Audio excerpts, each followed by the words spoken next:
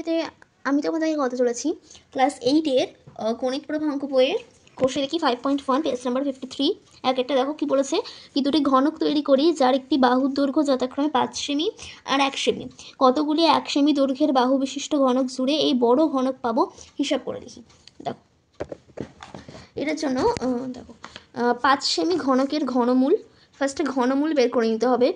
বর্গমূল যেমন বের করতাম, বর্গমূল বলতে কি 2 × 2টা হচ্ছে বর্গমূল, এটা হচ্ছে বর্গ, 2 স্কোয়ারটা বর্গ, আর ঘন বলতে হচ্ছে কিউব বোঝাচ্ছে, ঠিক আছে।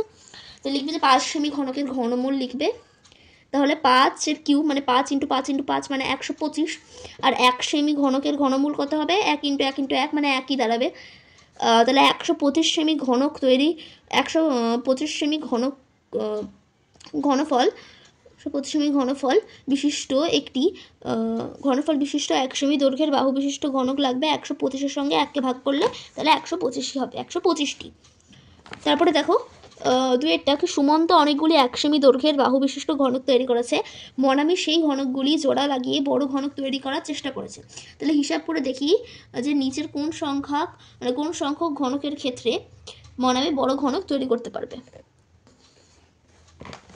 দেখো 100কে উৎপাদকে বিশ্লেষণ করলে হচ্ছে, আমি বিশ্লেষণটা করে দিয়েছি, তোমরা করবে। তাহলে হচ্ছে 2 স্কোয়ার ইন্টু মানে 2 × 2 × 5 × 5 হবে। তাহলে হচ্ছে 2 × 2 অর্থাৎ 2 স্কোয়ার লিখতে পারি, 5 × 5 অর্থাৎ 5 স্কোয়ার লিখতে পারি। তাহলে এটা কিন্তু পূর্ণ ঘন সংখ্যা না, এটা পূর্ণ বর্গ সংখ্যা, কিন্তু পূর্ণ ঘন সংখ্যা না।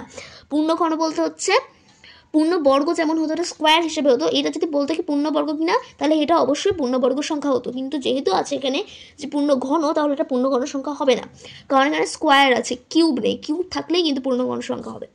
1000টাকে দেখো ভাগ করলাম, মানে উত্তর থেকে বিশ্লেষণ করলাম, দাঁড়ালো 2 × 2 × 2 5 × 5 × 5। তাহলে এটা হচ্ছে পূর্ণবর্গ সংখ্যা, পূর্ণ ঘন সংখ্যা, কারণ এটা হচ্ছে 2-এর কিউব, এটা 5-এর কিউব, লিখে দেবে এটা পূর্ণ ঘন সংখ্যা।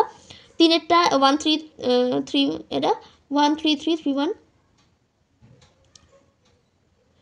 1331। তাহলে এটাকে আমরা করলে হচ্ছে 11 × 11 × 11, তাহলে 11-এর কিউব, তাহলে এটা একটা পূর্ণ ঘন সংখ্যা।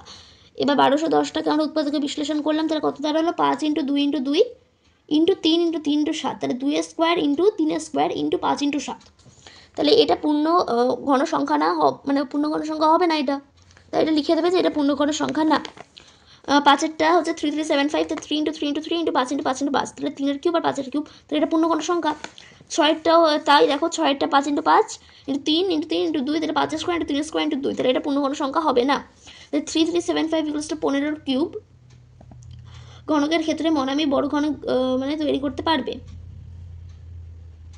এখানে বলেছিল সব থেকে বড়, মানে সব থেকে বড়, তোকে এখানে কয়েকটা হয়েছে যেগুলো হচ্ছে পূর্ণ ঘন সংখ্যা।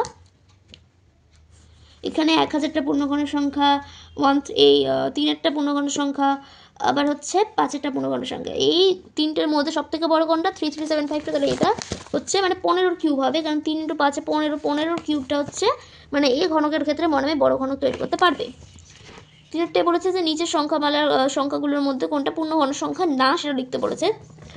দেখো 216টা এটা পূর্ণ ঘন সংখ্যা না, আমরা দেখতেই পাচ্ছি, কারণ স্কোয়ার আছে।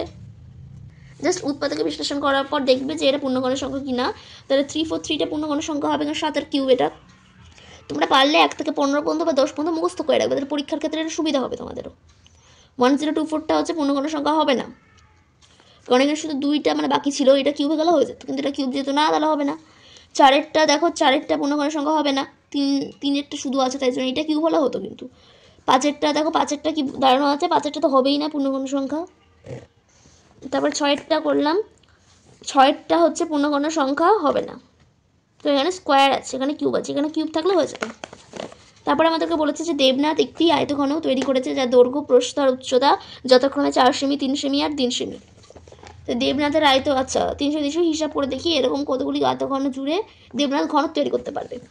দেবনাথের আয়তঘনের দৈর্ঘ্য হচ্ছে 4 সেমি, প্রস্থ 3 সেমি, উচ্চতা 3 সেমি। তাহলে আয়তঘন বের করার সূত্র কি, দৈর্ঘ্য × প্রস্থ × উচ্চতা, 4 × 3 × 3, তাহলে 36 সেমি। 36 সংখ্যাটাকে পূর্ণঘন সংখ্যা তৈরি করতে হলে অতিরিক্ত কিছু অ্যাড করতে হবে। তাহলে অতিরিক্ত কী কী করতে হবে, তাহলে অতিরিক্ত 4 × 4 আর 3 গুণ করতে হবে, তাহলেই কিন্তু এটা হয়ে যাবে।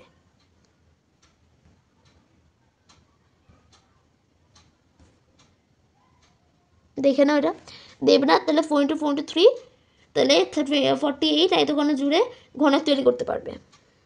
5-এরটায় বলেছে যে নিচের সংখ্যাগুলো ক্ষুদ্রতম কোন ধনাত্মক সংখ্যা দিয়ে গুণ করলে গুণফল পূর্ণ ঘন সংখ্যা হবে, হিসাব করে দেখি। তাহলে দেখো 675 আছে ফার্স্টে। আমি এই 1-এরটা করাবো তোমাদেরকে, আর 5-এরটা করিয়ে দেবো। 675 উৎপাদকে বিশ্লেষণ করার পর দেখবে 3 × 3 × 3 5 × 5 বেরোবে, তার 3 কিউব আর 5 স্কোয়ার। তো এটা পূর্ণঘন সংখ্যা না, এটাকে যদি পূর্ণঘন সংখ্যা করতে হয় তাহলে আমাদেরকে অতিরিক্ত 5 গুণ করতে হবে, কারণ তখন 5 স্কোয়ার আছে। আরেকটা যদি 5 ইন্টু করতাম তাহলে 5 কিউব হয়ে যেত, তাহলেই হয়ে যেত আমাদের 5-এরটা। দেখো 1 2 2 5, তো এটাকে আমরা উৎপাদকে বিশ্লেষণ করলাম, দিয়ে বেরোলো এত, তাহলে 5 স্কোয়ার আর 7 স্কোয়ার। তাহলে এটা যদি দুটোকে কিউব হতো তাহলে হতো, মানে কিউব বলতে কি আর একটা যোগ করলে কিউব হয়ে যাবে, তাহলে এটা একটা পূর্ণঘন সংখ্যা না। আর এটাকে যদি করতে হয় পূর্ণঘন সংখ্যা তাহলে আমাদেরকে 5 আর 7 গুণ করতে হবে। বোঝা গেল? 6টা দেখো নিচের সংখ্যাগুলিকে ক্ষুদ্রতম কোন ধনাত্মক সংখ্যা দিয়ে গুণ করলে গুণফল হবে পূর্ণঘন সংখ্যা। ভাগফল বলেছে, এখানে তোমার গুণফল ছিল। সেম প্রসেসও করতে হবে, উৎপাদকে বিশ্লেষণ করবে। এখানে আমরা গুণ লিখেছিলাম আর এখানে ভাগ লিখতে হবে, এটাই জাস্ট পার্থক্য মেন। এখানে উৎপাদকে বিশ্লেষণ করার পর দাঁড়ালো যে 11 কিউব হবে আর 2 হবে, দুটো 2 গুণ করতে হবে। দুটো 2 না লিখে আমরা একটা 2 লিখবো। এটা একটি পূর্ণঘন সংখ্যা না, আর এটাকে যদি করতে হয় তাহলে আমাদেরকে অতিরিক্ত 2 করতে হবে। 6টা যদি ভাগ বলা আছে তাহলে এখানে ভাগ করতে হবে, আমরা লিখবো। তারপরে বলেছে আমাদেরকে 3-এরটা, আমি তোমাদেরকে এইটা করাবো আর এইটা করাবো, বাকিগুলো তোমরা অবশ্যই নিজে পেরে যাবে করতে, একটা বুঝে নাও তাহলে পেরে যাবে।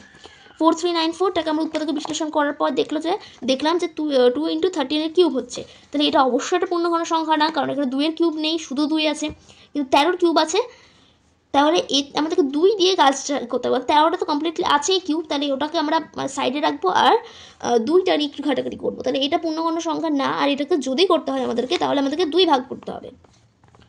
দেখো লিখেছি। 7-এরতে বলেছে যে নিচের পূর্ণঘন সংখ্যাগুলোর মধ্যে মানে মৌলিক উৎপাদকে বিশ্লেষণ করে ঘনফল মানে লিখি। এখানে তোমাদেরকে আমি 2-এরটা করিয়ে দেবো আর 5-এরটা করিয়ে দেবো, তাহলে পারবে তোমরা করতে। দেখো 2-এরটা দেখো, 2-এরটা উৎপাদকে বিশ্লেষণ করে এলে তারপরে দেখলে যে এরকম বেরোলো 2-এর কিউব 2-এর কিউব আর 3-এর কিউব বেরোলো, তাহলে 12 কিউব মানে 2 × 2 4 আর 4 × 3 কিউব 12, তাহলে 12 আর এখানে কিউব আছে আমরা কিউব দিয়ে দিলাম। তাহলে ঘনমূল বের করতে থেকে মানে গেলে আমাদের যদি আমরা মানে বর্গমূল বের করতাম তাহলে এইভাবে রুট ওভার দিতাম, দিয়ে যেটা ছিল সেটাকে লিখতাম, দিয়ে ওটাকে ভাঙতাম আমরা। তাহলে এখানেও তাই করবো, এখানে জাস্ট 3 লিখবো এখানে, আর লেখার পর এখানে 3 লিখবো আর 12 কিউব যেটা ছিল সেটাকে লিখে দেবো।